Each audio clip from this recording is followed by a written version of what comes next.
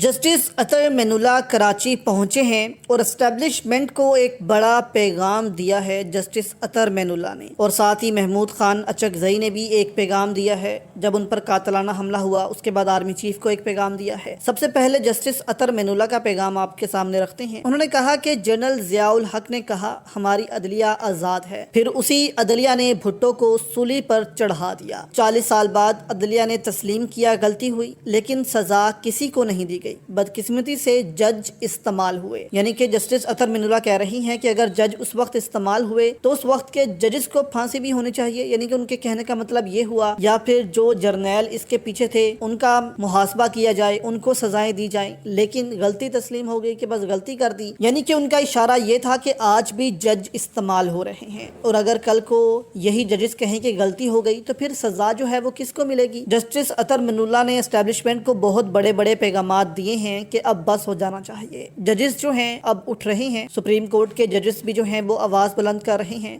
اس کے بعد آپ کہہ لیں کہ اسلام آباد ہائی کورٹ کے ججز بھی آواز بلند کر رہے ہیں اسٹیبلشمنٹ کے خلاف، جبکہ محمود خان اچکزئی نے آج پریس کانفرنس کرتے ہوئے کہا ہے کہ اگر میں اس وقت قتل ہو جاتا دھماکے میں تو میرا بدلہ کس سے لیا جاتا؟ کیا جو آئین توڑتے ہیں پاکستان میں ان سے اس کا حساب لیا جاتا کہ ایک بے گناہ جو ہے وہ مارا گیا ہے دھماکوں میں؟ انہوں نے کہا کہ ہمارے آرمی چیف قرآن پاک کے حافظ ہیں، اگرچہ ان کو آئین کے تابع ہونا چاہیے تھا، لیکن وہ اب حکمرانوں کے بھی حکمران بنے بیٹھے ہیں۔ تو اس قسم کی محمود خان اچکزئی نے جو ہے وہ تنقید کی کہ پاکستان میں رول آف لا نہیں ہے، اگر ایسے ہی چلتا رہا تو پاکستان جو ہے اس کو بہت گہری چوٹ لگے گی۔ یعنی کہ آپ دیکھیں کہ اگر آرمی چیف کے خلاف اس قدر آوازیں اٹھ رہی ہیں تو اگر وہ ایکسٹینشن بھی لے لیتے ہیں تو پھر بھی آوازیں اٹھیں گی اور پاکستان میں جو ہے ایسے ہی حالات رہیں گے۔ تو اس سے بہتر ہے کہ یہ ایکسٹینشن روکی جائے اور پاکستان کو جو ہے وہ نئے راستے پر ڈالا جائے۔